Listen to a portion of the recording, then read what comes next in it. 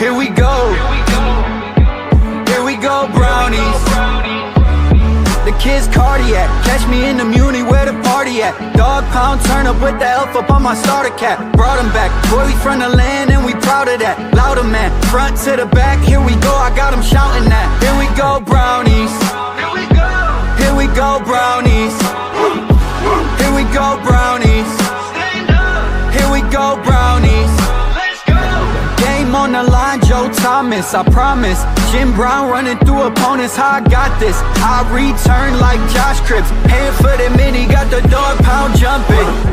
Here we go, brownies. Here we go. Here we go, brownies. Here we go, brownies. Stand up. Here we go, brownies. Let's go. Cleveland, this is for you. This is for you.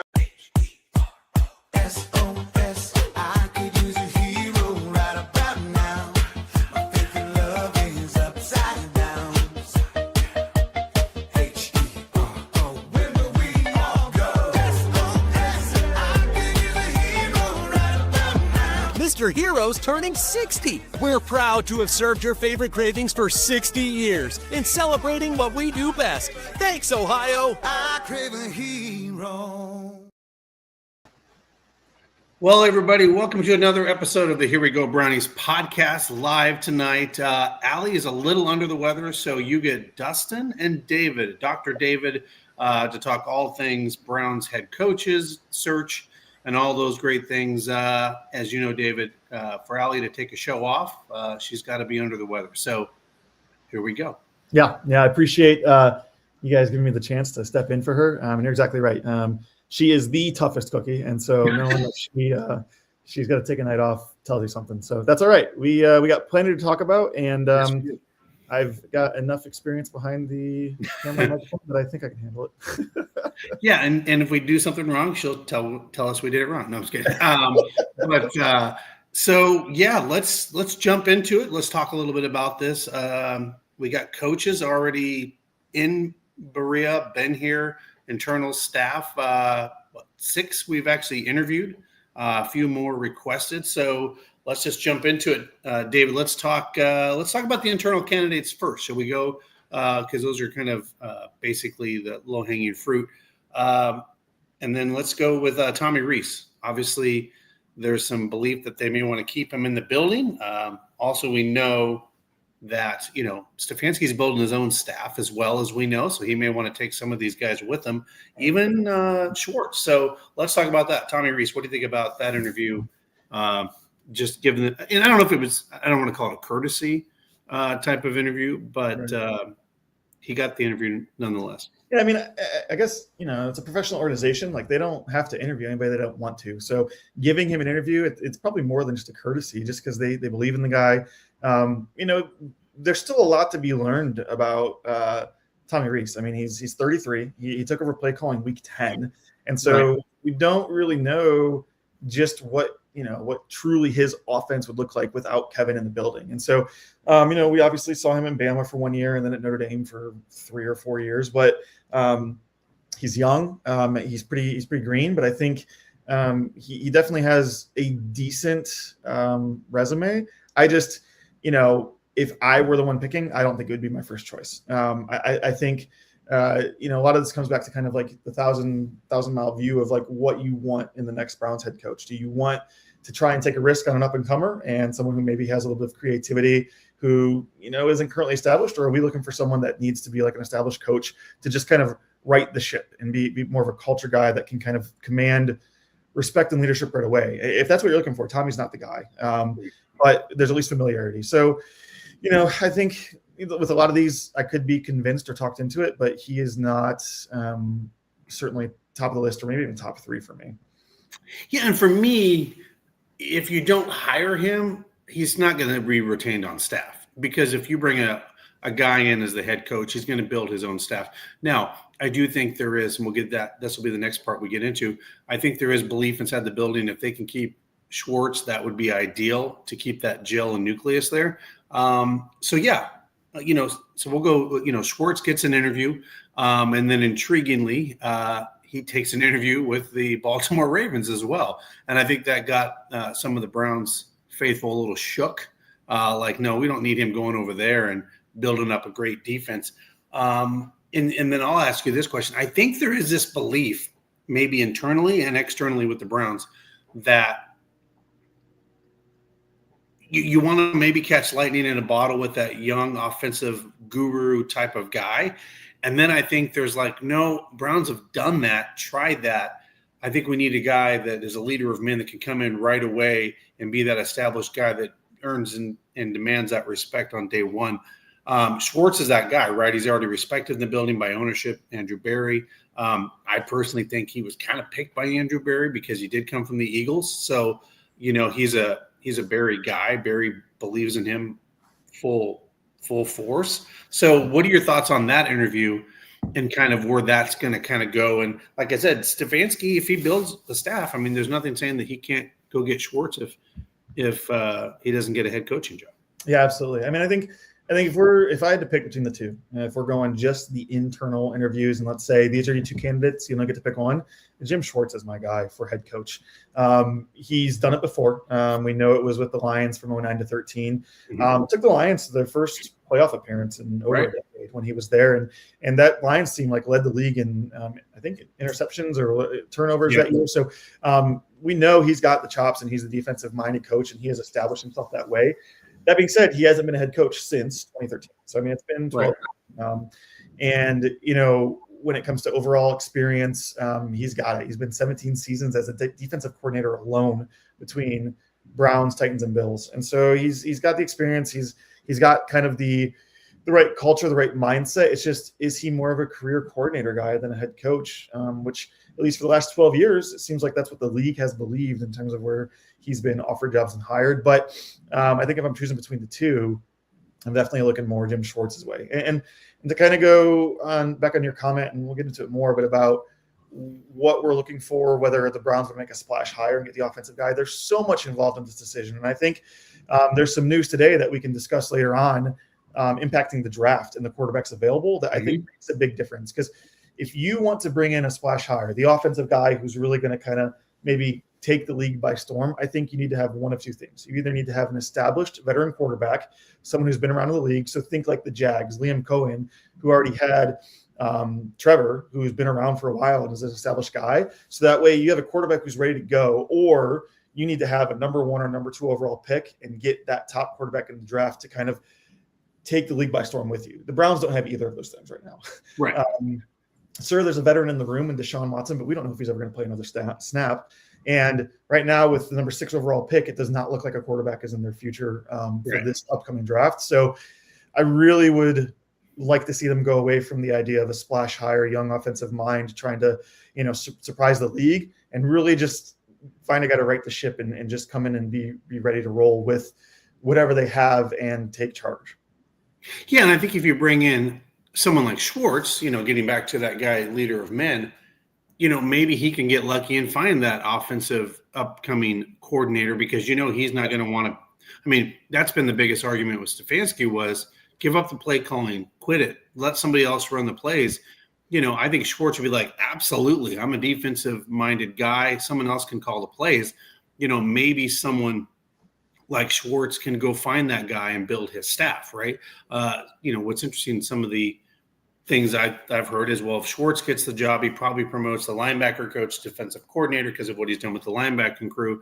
And then he goes out and finds an offensive staff, or keeps some of, depending on who Stefanski takes or doesn't take with that job. So that is interesting in the fact that I think they're torn, right? Because that's the one thing is this league is really leaning towards, other than a handful of like the Andy Reids and some of these other guys, this is a very young head coach league. I mean, you can just see it sprinkled all over the league. So I think there's some pressure to find that next Shanahan, right? Like someone that's going to be that guy for the Browns. And we'll get into one of those guys on that list. But I think they are kind of torn because you're right. You don't have a quarterback, right? You don't have a guy that can just go in there and just do that, So yeah, I like that idea. If they take the approach with, letting Jim Schwartz kind of take over as head coach, because he has this team's respect. And then, you can maybe make more of a splash hire, find the next young up and comer, like you said, and then just kind of a transitional thing going from Schwartz to when he's ready to step down. Then you've got an offensive guy to kind of take the lead. But obviously, that is an ideal world, and we certainly do not live in one. I wish we did, because we would still have a head coach.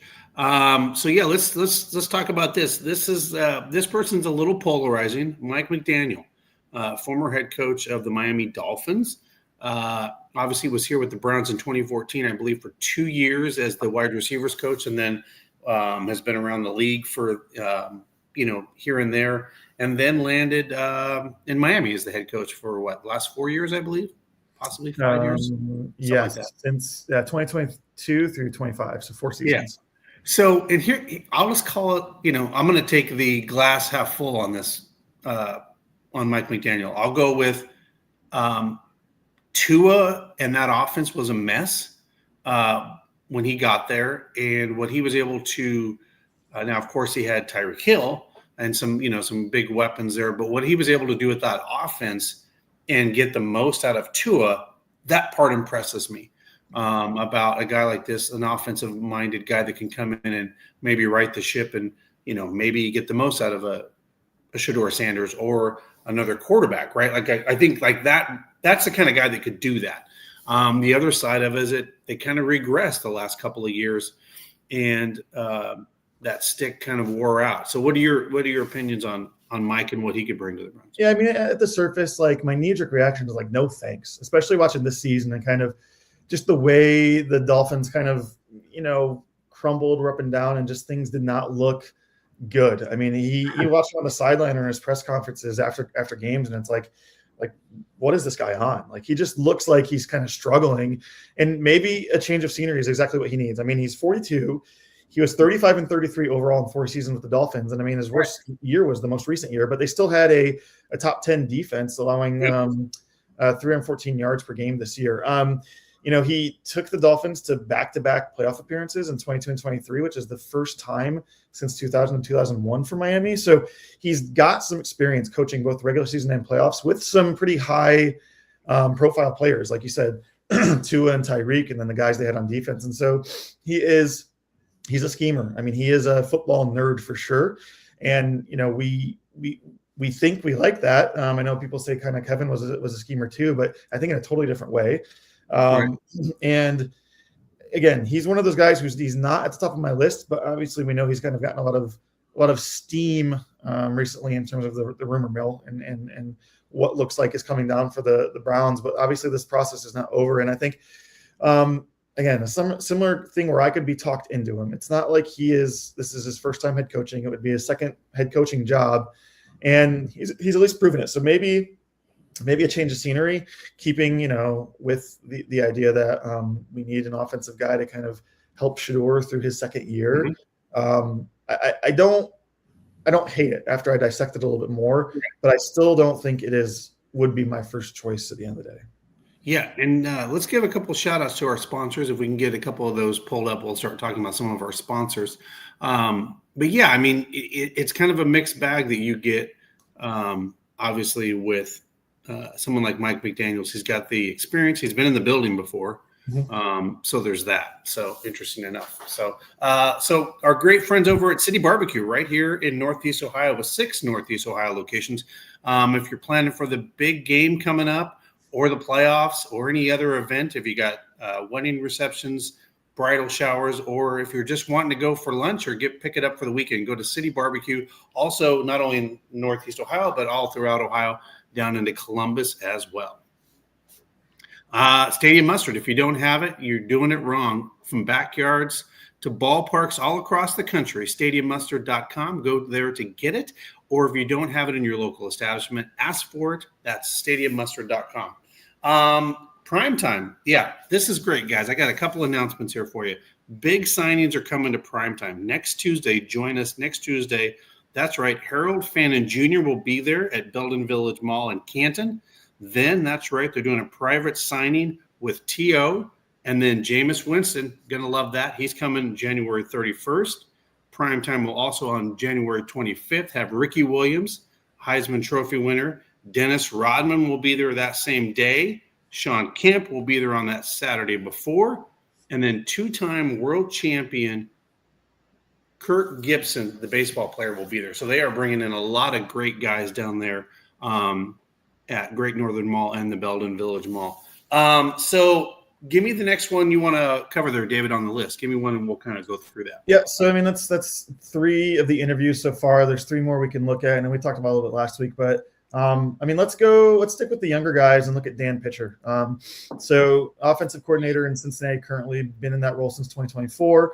He was the QB's coach or assistant from 2020 to 2023, and then the 2019 game clock manager, 2018 offensive assistant with QBs and wide receivers prior to that. So he has been in Cincinnati since 2016, and he is definitely he's the OC, and he's handled a pretty explosive offense. I like this from the standpoint of that. I mean, he's had obviously two terrific wide receivers, and Joe, and he's done some pretty good work with them. And I don't think the Bengals' failures have been any part of the offensive side of the ball. We know that defense has always struggled. They don't want to pay their players. It's a very strange leadership situation down there. And so I like this from. He's familiar with the division. He's got he's dealt with some pretty great players and found some success on the offensive side of the ball. But again, this would be his first time as a head coach, and that is one of the more not scary things, but I guess one of the downsides when it comes to him as a prospect. And just another reason why I don't know.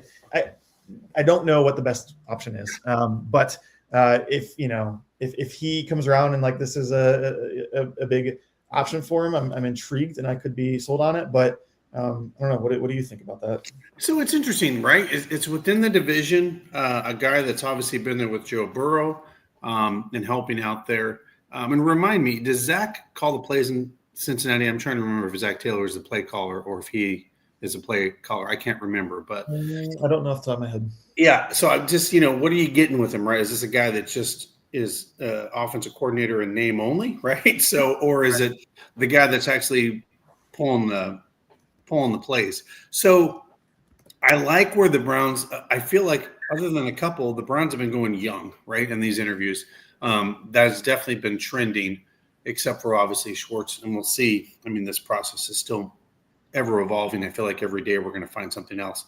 But I like it. But again, I don't know, and you may not know this answer either.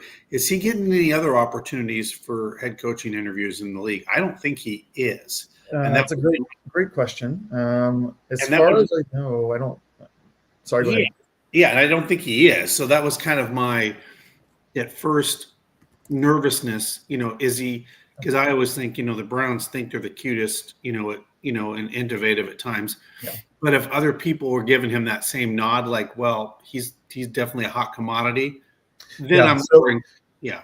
Yeah, I mean, according to Tyler Sullivan and Garrett Podell on CBSSports.com, I searched his name, and they've got a tracker of all of the coaching interviews and or interview requests, and the Browns are the only team to have either interviewed him or requested an interview with him. So it's a great point, Dustin. I mean, he's kind of an under-the-radar guy in this coaching search, and is that too much of a risk? Right. Well, but here, and we'll get into this later, but nobody saw John Harbaugh as a head coach on the Ravens, when they hired him 18 years ago, right? Like who is this guy, right? And I think it's what a lot of these teams are looking at. Like, can we find that guy that's going to be that, guy that nobody's looking at, that we figured out that he's the future of the NFL. So, yeah, for me on him, just because he isn't getting a lot of traction. But with that said, there are a lot of guys that don't get traction and end up being great coaches in the National Football League. I mean, that just sometimes happens. People do their homework. They listen to other people. So I'm kind of on that one. So, yeah, I don't – that one might be one of the least intriguing. More than Tommy Rees maybe, but not as much as some of the other guys. So Go ahead. Let's do let's do the Seattle guys have been interviewed. Our AD Aiden Durde. I don't know how to pronounce his last name, but he goes by AD. 46 years old, Seahawks defensive coordinator for the last 2 seasons. Was with the Cowboys on the D line from 21 to 23, and then prior to that was over in the UK. He was the lead for football development of NFL UK from 2015 to 2018, and the defensive coordinator for the London Warriors from 2011 to 2016. So kind of an interesting perspective on this guy. Has not been in the U.S. coaching for that long, but certainly has been involved with the NFL in one way or another. Right. It would be his first time as a head coach. So I think this is kind of similar to Dan Pitcher. So you're correct in the sense that Zach Taylor, he's the play caller. He's not Dan Pitcher. Okay. So he's offensive coordinator by name, but he's not calling plays. I think this is a similar thing with the Seahawks. While he may be the defensive coordinator, McDonald, I think that's his defense, and like he came from the Ravens, and he is the guy there in terms of like what that defense is doing and scheming. And so I put this in the same group as Dan Pitcher with what you just said in terms of how much I like it. I think he's getting a little bit more attention than Dan Pitcher is when it comes around to interviews around the NFL just in general. With one other team, I guess he interviewed with the Falcons as well. So, which is kind of interesting because I think some people feel like maybe Stefanski might have the inside track on the Falcons as the next head coach, but it's interesting like that they brought a defensive guy in, and it makes you wonder, are they just doing some window dressing? Because I don't think he would come over to the Browns if like Schwartz was hired. Like, I don't think he'd do a lateral move. It would definitely have to be a head coach thing. So I don't know. I think if they're really interviewing a guy like that, I think they're seriously looking at a head coaching kind of guy in that situation. Yep.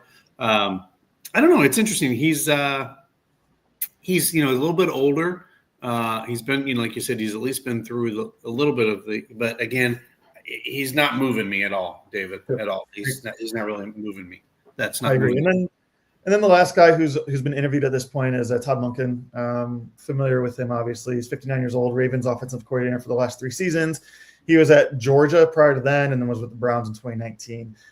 No head coaching experience in the NFL. Overall, 37 seasons as a coach with 11 in the NFL.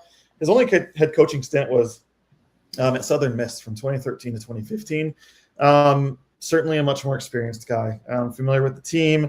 But again, more like a Jim Schwartz kind of coordinator for life kind of scenario.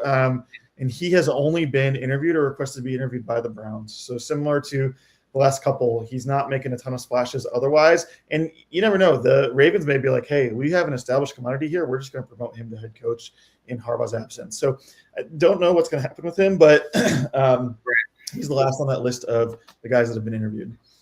Yeah, I mean, I don't hate it. And I guess because of his experience, if they don't give Schwartz the job and then give Monken the job and Schwartz decides to stay, I think that's a pretty good combination in Cleveland. If you have Monken and Schwartz as your head coach and offensive coordinator, 2 guys that really, get it, right? Like these are 2 guys that have been seasoned veterans, will also come in and demand respect. And let's just be honest. I mean, what they've been able to do with Lamar Jackson in that offense, I think that's, bodes well for him. I don't know. I know there were some rumblings with Harbaugh. One of the reasons that he was out, that he was pretty hard pressed wanting to keep his coordinators. And that was kind of like one of the things that was kind of didn't go well, basically, like it's you or your coordinators. So who knows? Yeah. But no, I like that one out of all of them other than Schwartz so far. He's a guy that kind of, for me, rises to the top just because of his experience. And again, can maybe come in here and write this offense since it's dead last in the NFL and needs to go somewhere. Yeah, for sure. So those are all the interviews that have been conducted to date. Just to kind of go over the remaining requests. There are 4, at least, that I've seen listed. Nate Scheelhaas, the Rams passing game coordinator. Don't know much about this guy. He's been mostly in college from 2015 to 2023 and with the Rams since 24.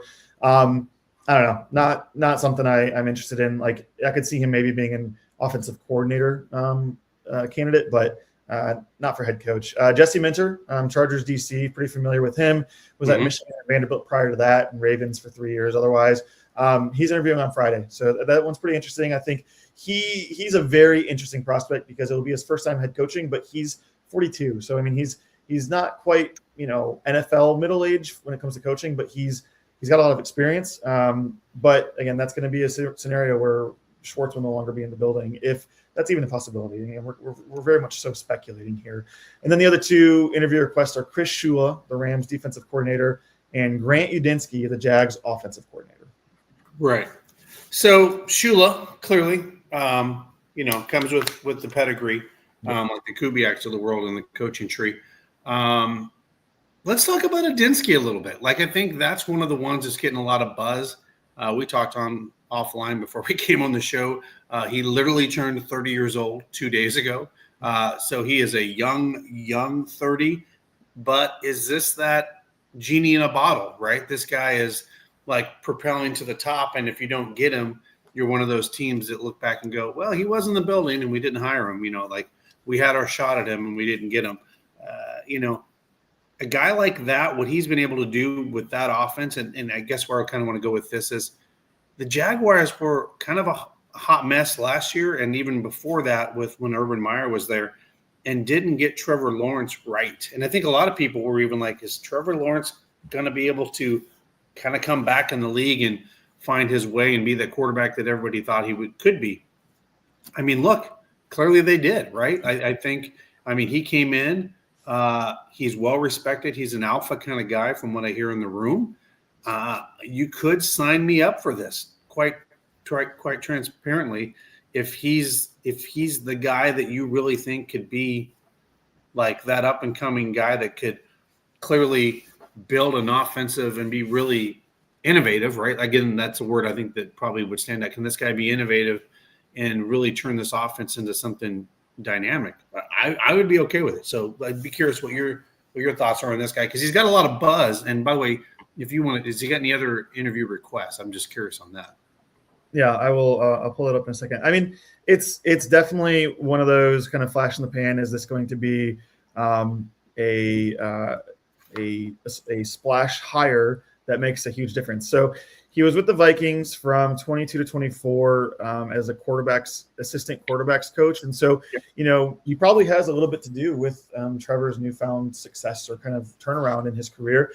He is not the play caller, though. I mean, Cohen is calling the plays out there. So similar to the conversations we have about some other guys. But, they've definitely together made a big difference and turned that team around. Obviously, he had a quick exit in the playoffs this past weekend, but still really, really fun and exciting to see that team is having success. At least according to the guys at CBS Sports I talked about earlier, he's not even listed for the Browns as an interview, so they're not the most up to date. But it was a couple hours ago. Right, that broke a couple hours ago. Yeah. Yeah. So at least as of when that was posted or updated a couple hours ago, nobody else has looked for interviews with him. But again, we're pretty early into the coaching search still, so I think we're going to see a lot of things change. It's exciting, and he's a quarterback guy, it seems like, and that's, I think, what the Browns need. They need someone who can, just like Kevin O'Connell in Minnesota, who can kind of take quarterbacks and shape and mold them and get their career to kind of turn around. He's done that with a couple guys that we've seen. So I could be convinced. I could be talked into it. But yeah, so those are all of the interviews or interview requests that we've gone through. So Dustin, just to kind of wrap up the coaching search discussion, other guys who either haven't been interviewed or requested yet that you would like to maybe see the Browns talk to, who would you pick out of the hat from other guys that are available right now? Yeah, so obviously John Harbaugh was in the building in New York today. He's confirmed that hire. I would take him in a slam dunk. Like, if I'm Jimmy Haslam, roll out the money, back up the Brink truck. Let's, for crying out loud, his parents are from Cleveland. His mom and dad went to a Browns game for their honeymoon. Let me say that again. Went to a Browns game for their honeymoon. So he knows this area like this guy, like he would be like, they'd build a statue for him, right, if he won a Super Bowl there. Because and it should be full circle, because of course the Ravens became the Orthodox Browns, and he could be like, hey, we had to bring him in to bring us a Super Bowl championship.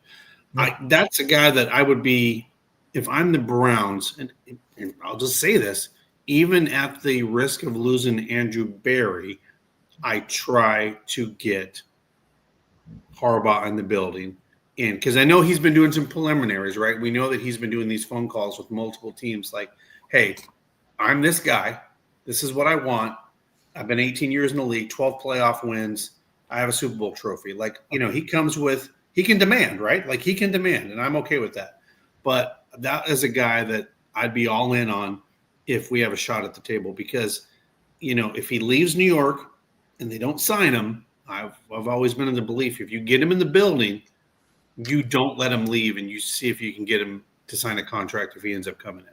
Yeah, I mean, I'm with you entirely, and I think kind of more tongue in cheek here. I think it would be total full circle moment to hire the guy who came from what your team used to be, the original Browns team, and maybe that will end the curse of Lake Erie, bring things full circle, and get him in the building. Now more seriously, I agree. I think what I would love to see the Browns do this season is to go out and find that established, respected coach, get him in the building, spend whatever it costs, because it's not going to impact your salary cap. Nope. Just see if getting an established coach actually is what this team needs and has needed all along.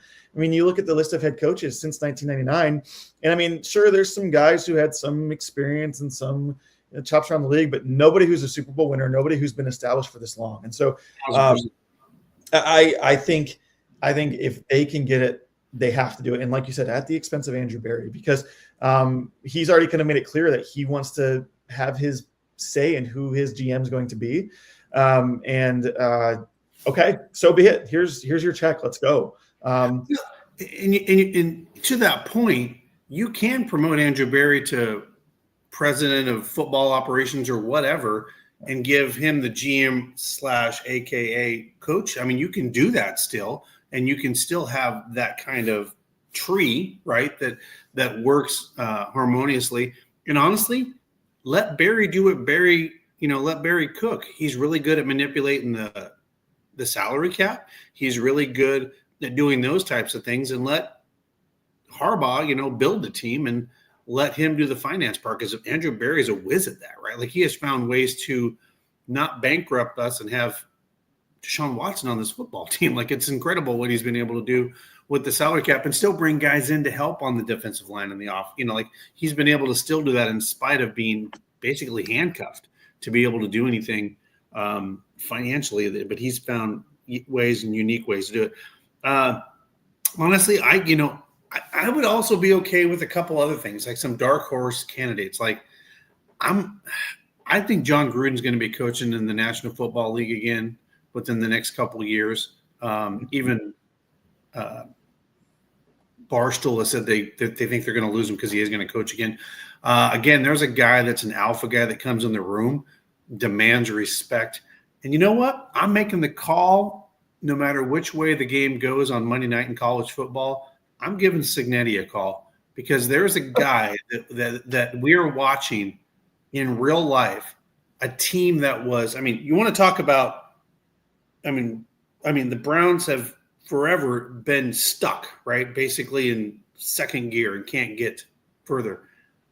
Think about that. There's a guy that 3 years ago, they had 10,000 people in the stands. 3 years later, they're playing in the national championship game, and they don't have 5 or 4-star guys.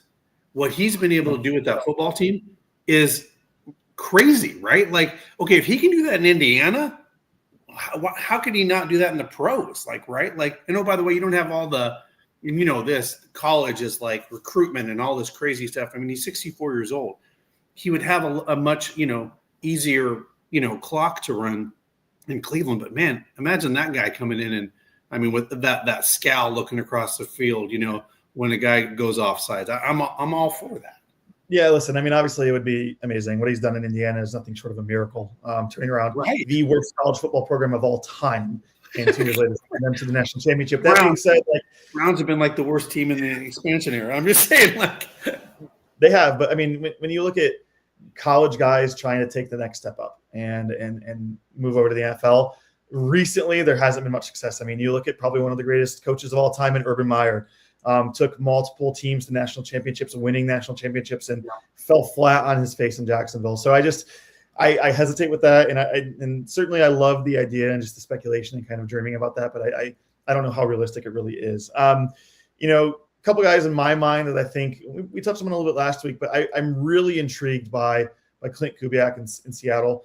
He is the offensive guy there. We know that their head coach is a defensive-minded guy, and he's got at least a great pedigree, and his dad being, an NFL coach for quite some time. And he's done remarkable things with that offense. I mean, they've got Sam Darnold kind of really turned his career around, obviously in Minnesota prior, but now coming there. And then the things he's been able to do with JSN and just get him involved in the offense and get him creatively schemed up. I like that. And I would love to see the Browns kind of explore that. And then, just some other guys around the league too, that we haven't talked about, but I think, we've done a good, we're just into it. We're a week into this, or a couple weeks into this, and there makes to be more firings coming. And I think the Browns are what it seems like is slow playing this and going to wait it out. I mean, some guys like Cohen, I think got hired January 28th or 29th last year. And so and I think McDonald, the year before that was like January 31st. And so it's okay to wait. It's okay to take your time because the playoffs are still happening and you don't necessarily want to be the first to hire. I don't think you have to be the first to hire. And I'm excited about it. And I mean, I think, it's let's just hope they don't mess it up. Well, yeah, I mean, but you bring up a good point. This is, Stefanski, I think he'll always be praised with being a coach through kind of a hell time, during all this time in Cleveland, right? With the Deshaun Watson trade. I mean, he had to navigate some crazy stuff and still got 2-time coach of the year and went to the playoffs twice, right? Like that's saying something, right? But it really regressed the last couple of seasons and just wasn't, and Jimmy Haslam said, this was tough. This was hard. Probably just because he was a good human being. And he was like, I will be shocked if he's not a head coach in this league, right? And to my point, some people just reach that point. Now, here's what's crazy to me. There are 9 head coaching vacancies in the National Football League. 9. Yep. This is the most that we've had in a long time. And to your point, it's like who blinks first, right? Because to your point, do you hire early or do you hire later? Because I think everybody's kind of waiting on John Harbaugh, what's going to happen with that. And then I think the decks kind of start to shuffle through. I'm hearing that Tomlin may take a TV gig and not go right into coaching. So clearly that takes him out of the equation from the coaching standpoint. But I don't know if you saw this, just some tidbits, but the owner of the Ravens said if he made that kick, would John Harbaugh still be a coach here? And he said for one more week. I'm like, whoa, like that's something to say to the press. I mean, that's crazy to me. Like, yeah, whenever he's done in the playoffs, he's done. Like that's not. And the fact that allegedly, with reports, he got fired on the way home on the phone. So the whole thing is just wild to me. Like how that all went down. But is there anybody else, David, for you? And then we'll get into some sponsor reads after I ask you this question. Is there anybody else out there from a dark horse that we haven't heard of that comes out of nowhere that you think the Browns may be kind of keeping under wraps? Do you think there's anybody out there? Like, I'm surprised Mike McCarthy hasn't even got a look. And here's the thing. Maybe he hasn't got a look because he's told everybody, no, I'm not taking a coaching job this year. But I'm just curious. Right. Is there anybody out there that you're surprised isn't getting a phone call or getting an interview, or somebody you think, we could bring in like a dark horse kind of person? I mean, I'm sure there is. I'm sure that they're hiding some things up their sleeve in terms of coaches who maybe they haven't publicly announced or aren't as popular or out there on the current list of coaches. I off the top of my head, I don't have any great candidates for that. I mean, you kind of brought up a couple. Anybody else that I've got in mind we've talked about already. But I guess at the end of the day, I wouldn't be surprised if we see a couple more pop up that we just weren't expecting or weren't anticipating to come around. Yeah, it makes me wonder, is anybody from the college ranks going to, I know the Notre Dame coach was put out there and then he kind of put to rest that. I'm just wondering if there's any of these other head coaches, in college that may want to take a job or, be in the loop for that. But that's the problem. It's been a mixed bag. To your point, you brought up these head coaches that at the college level go to the NFL level. It's kind of a mix, how well they've done. A lot of them have not panned out. I mean, you can look at a lot of them. Butch Davis with Miami. I mean, you go back a long time along these head coaches. It's a different breed and a different animal going from college to NFL. Yep, it is. It's tough. Yeah, let's do a couple reads. If we can do a couple more reads, that's right. Crystal Gentoni with eXp Realty. If you're looking to buy some investment property or looking to look for a house, Cleveland was voted one of the most affordable places in the country to buy a house. Give her a call at 216-215-6663. She'll take care of you over there. And by the way, one of our newer sponsors, the original Steaks and Hoagies, authentic cheese steaks. That's right. Multiple locations all over Cleveland. Great if you're looking. By the way, their cheesesteak's amazing. I've had it. They make fresh ingredients all the time. Great food, great people from Philly to the land. Go check them out. The original Steaks and Hoagies. And of course, We Bleed Ohio. Get your Cleveland Browns apparel. Check them out over there if you want football, basketball, baseball, or Here We Go Brownies t-shirts or hoodies. Go check them out and get their gear over there. Let's go. You want to talk a little bit around the league with some other coaches and coaching hires, or where do you want to go, David? What are you thinking? Well, just one other thing about coaches I'd like to bring up, and I'm surprised we didn't do it. It wasn't the first thing. Is just the way the AFC North has completely flipped upside down.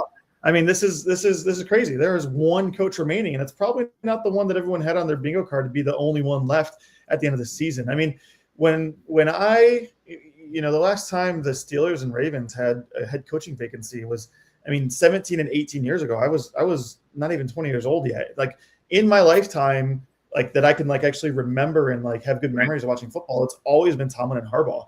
And so this is crazy. I mean, the two witches of the North are gone. I mean, Browns fans should be like celebrating and jumping for joy because the division is wide open now. And if they get this coaching hire right, like they can maybe make, turn this division around for the next decade to come. So it's just amazing. And I'd love to know if you were surprised by Tomlin stepping down or not. I mean, for me, I think it made sense. I think both when you said what you said about Harbaugh earlier and how like, oh, he'd be coaching for one more game, according to the owner, for both of them, their time was up. I mean, yes, they've had success. Yes, they're always in the playoffs, but like, when's the last time Tomlin won a playoff game? When's the last time he actually made it any further than either the divisional round or the wild card round? And it's great to have a winning season, so many seasons in a row, but at some point, like you got to figure something more or better has to be out there. So I'm not surprised by either of them happening. It's just quite a shock to see this change happen at the same time in the same offseason. Yeah, so I have an interesting perspective on that because you're right. For 18 and 19 years, they have basically been the AFC North, right? It was, and that was always also a very competitive football game, Ravens Steelers, right? And there was even jokes made that, well, the Browns and Steelers really is not even a rivalry anymore. It's really the Ravens and the Steelers, right? Just because of the pedigree of those two teams. Now, I do think Browns fans have a little delusion about wearing brown and orange glasses, and I'll kind of explain where I'm going with this. We want where we're at to like AFC Championship game. And I guess where I'm going with this is, I think Browns fans would be elated if they stepped back and looked. If we could get somebody of Mike Tomlin's pedigree, and what I mean by that is if we can be 500 or better every single season fighting for a playoff spot or winning the division, I think that's a great place for an organization to be. And guess what? The Cleveland Browns just aren't there, right? They're way up or they're way down, right? Same with John Harbaugh. 12 playoff victories, has a Super Bowl trophy with Joe Flacco, ironically, back in the day. Not one with Lamar Jackson. Yeah. I don't think John Harbaugh is the problem. And I'll say this, and I've said this publicly. Lamar Jackson's an amazing quarterback. He's a great regular season quarterback, but he's 3-5 in the playoffs. Coaches don't play the positions, right? So at the end of the day, John Harbaugh and Mike Tomlin have probably got the most out of players that the other coaches may have not gotten out of. I would take that all day long in Cleveland to have a guy that just has a winning record and is fighting for the playoffs every year. Like you can sign me up for that all day long instead of this 5-season, 5 wins, 6 wins, 11, now back to 5. Like I just want stability in the organization. And to your point, if we can bring in an older, seasoned veteran coach in, because The Cleveland Browns have never, ever brought in a former head coach since '99 that I'm aware of that actually was a head coach in the National Football League to coach this team. Second, along those lines, any coach that's ever gotten fired from the Cleveland Browns, I think this might be true as well, didn't get a head coaching job again. Probably Stefanski will be the first one. So what does that say about our head coaching hires, right? Like at the end of the day, right? That just tells me that clearly they weren't it, right? So you got to get it right here, because this is a guy that you're probably going to give him a 5-year contract, and hopefully he gets you to the new dome and builds a competitive team on the field over the next couple of years, or starts to build that competitive team. I mean, you make it sound like Cleveland's the place for coaches to go die.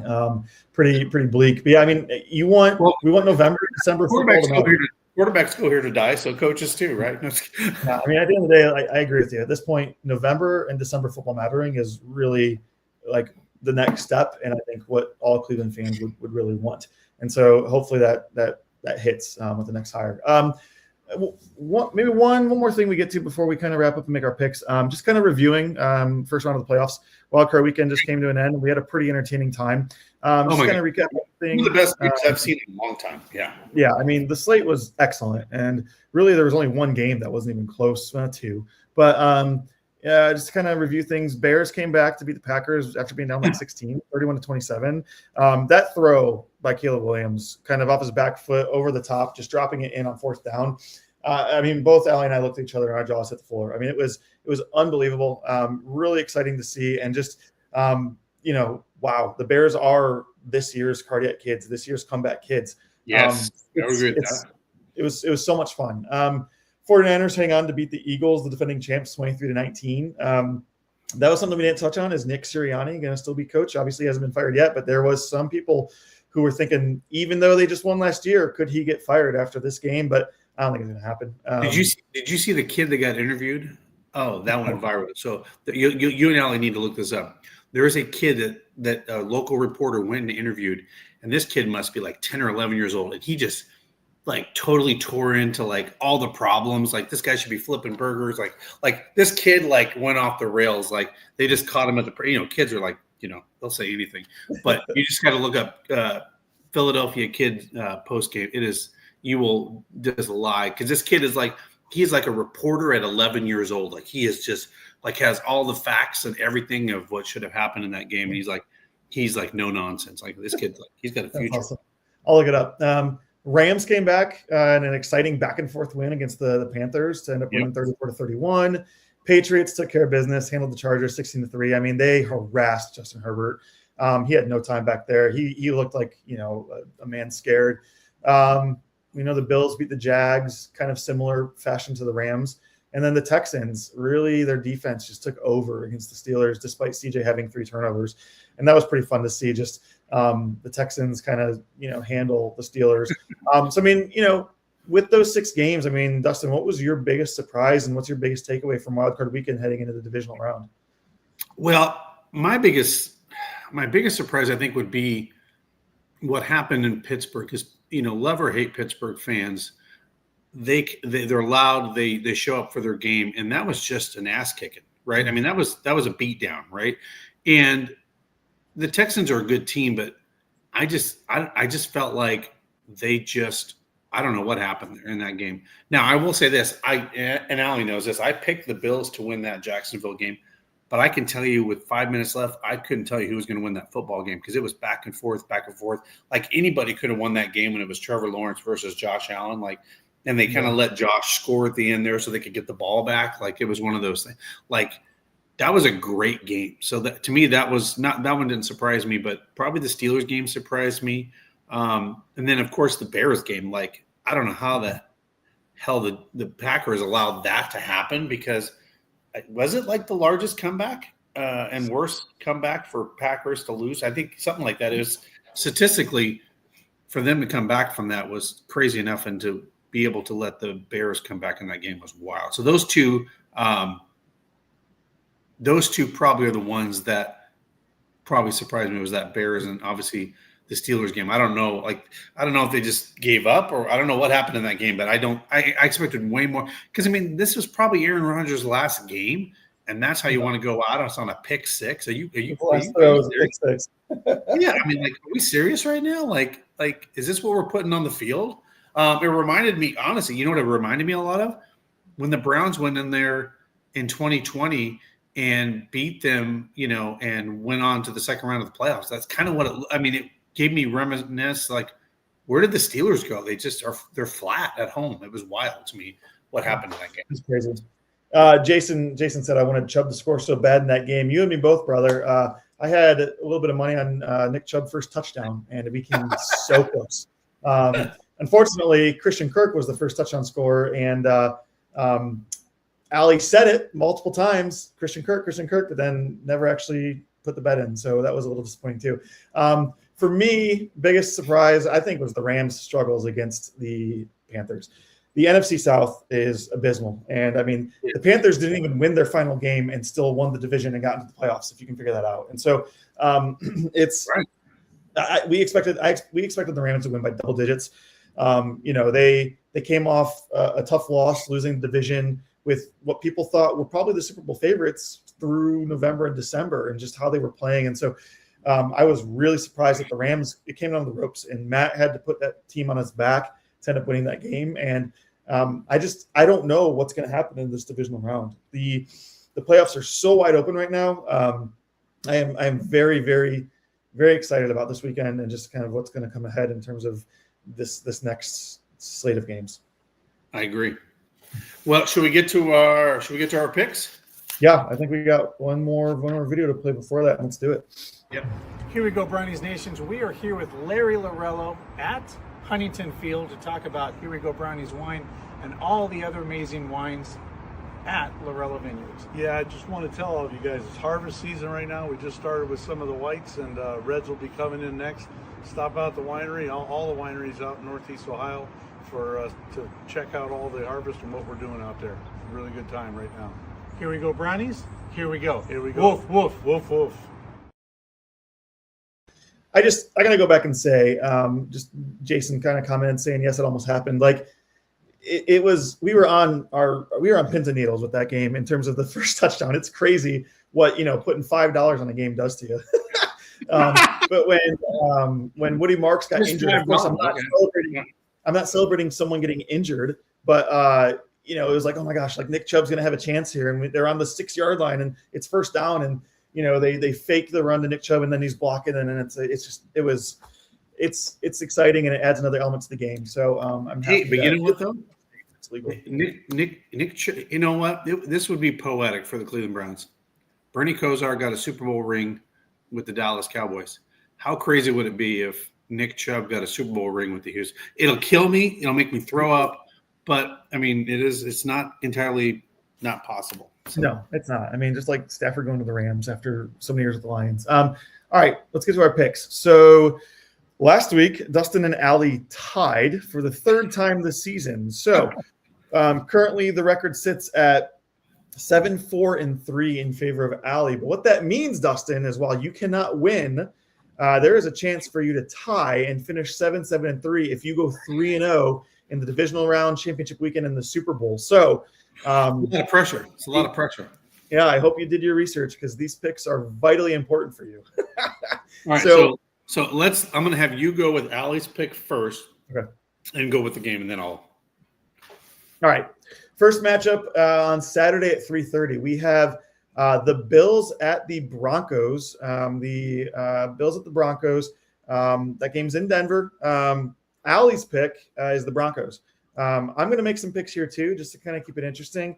I'm going with her. I think the Broncos get it. I think, listen, we love Josh Allen. He is that team, but their offense is struggling. They do not have a receiver.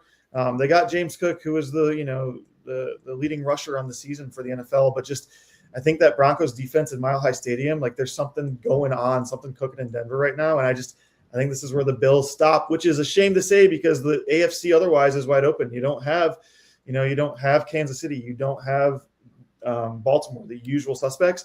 But I'm with Allie and the Broncos here. So, yeah, Jason, you joined a little late. Yes, we did start the show early. Allie is severely under the weather, so she is not feeling well. All right, so I'm going to take a pass on this one because I just want to see where her thoughts are on what's the next game. She's got the Broncos in this one. Next game is Saturday night, 7 p.m. 49ers at Seahawks. This is a big game. This is another divisional matchup. Trying to this division was the best division of football this year. It was just excellent cinema every time these teams played each other. Allie picked the 49ers. She's going with her gut. Last 2 weeks, she's done that. I picked the Eagles. She picked the 49ers last week, and the 49ers pulled off, and that's just kind of where her gut's at. I'm going to go with the Seahawks in this matchup. All right, for me, this is easy. Kittle's out. That's a big part of their offense, Seahawks. So go to the next one. Then I'll come back to the Bronco one. Okay. All right. So on Sunday at 2 p.m., we have Texans at Patriots. Allie and I both agree. I think this is where the Texans their season comes to an end. Unfortunately, the Patriots are an immovable force, and we're both going Patriots here. Give me the Patriots there as well. Yep. And then on Sunday at 5:30, it's the Rams at the Bears. Can the Cinderella story, the Cardiac Kids, continue this triumphant return to greatness in Midway? Allie's going with the Rams. The Rams kind of turn it around. I don't know. I think last week I would pick the Rams as well. But seeing the way they struggled with the Panthers and knowing the Bears have a pretty dangerous weapon, and this game's in Chicago, I mean, these Chicago fans are ravenous, man. This organization is really hungry for a run here. I think I'm going to go Bears here. So I would go Bears, but because I know Allie's picks and I got to be strategic throughout the rest of the year here, I'm going to go with the Rams as well because the one game that I feel really good about is that Seahawks. Okay. Mariners game. So all right. So you're going Seahawks, you're going Patriots, you're going Rams. Yep. And then what about that first game, Bills at Broncos? And then I'll go Broncos with everything on the line for me with the Seahawks because it's in Seattle. It's the 12th man. That's going to be a really, really tough place to go in there and win. So Seahawks are the difference there. So that is the one game you guys picked differently, and probably honestly the best game of the weekend. Looking at it. Yeah, they're all going to be good, but I mean, in terms of like just what we've seen throughout the season, that one's really exciting. Yeah, then you're down to the championship games, which those are going to be a little.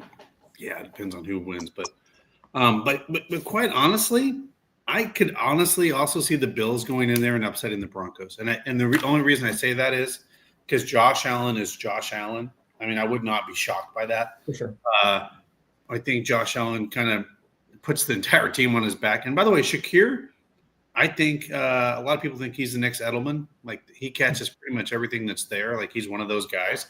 Out of Boise State, I've got to root for that kid. So he's good. And I told Allie on this podcast, I said the Browns should go get Edelman or should go get Shakir. And look, he's proven to be that wide receiver that we don't have any wide receivers. We can use him right now. Yeah, for sure. Any closing thoughts, David, before we wrap it up? Yeah, I think a lot of talk about coaches, and we're gonna have to get into this next week for sure. You and Al, or in 2 weeks or whenever we're back on. But we'll have a coach probably by then, I would assume. Yes, so that'll be obviously kind of dominating the conversation. But one other really big piece of news today that I think has serious implications for the Browns is Dante Moore, quarterback at Oregon, is returning to school, and so. I don't know. You look at this draft class, and I think there's only one first-round QB, and that's Fernando Mendoza. I don't think anybody else gets a first-round grade, and that changes things a lot for the Jets. It changes things for the Browns, and it's going to be very interesting to see what that strategy is moving forward now because unless you're the number one pick, I don't think you should be taking quarterback top 10. So I just think that's going to be a lot of interesting discussion as the season winds down and we start getting into draft talk here in February and March. But, yeah, I think that's big news here, this transfer portal – declaring versus NIL, staying for money, developing what guys are deciding to do. It is changing football so much, and I love seeing what's going to happen as these guys make the transition from college to the NFL. But that's a big deal. Yeah, it'll be interesting to see what happens. But you're right, there is really one quote unquote first round quality quarterback, and that's Mendoza, the Heisman Trophy winner. So, but for the Browns, that's maybe not a bad thing because now that we kind of look at this going in, the 2026 class of quarterbacks in the NFL could be quite the crop, if you know what I'm saying. Like you're going to have probably the kid from Oregon. You'll have Manning. I mean, if the Browns don't figure it out in 2025, right? And they were like, 27, yeah, this guy is not on our roster. Then you can be aggressive, right? In 2020, that next draft in 2027, because there's going to be a lot more quarterbacks. Now we hope the Browns obviously have a lot better record, but that's the other, the domino, right? Like if you're going to have to really get aggressive to get up to the top 5. So. Yep. Well, this was fun. Thanks for letting me do this. I'm sure with everybody behind me, we all wish Allie the best in terms of getting well and feeling better.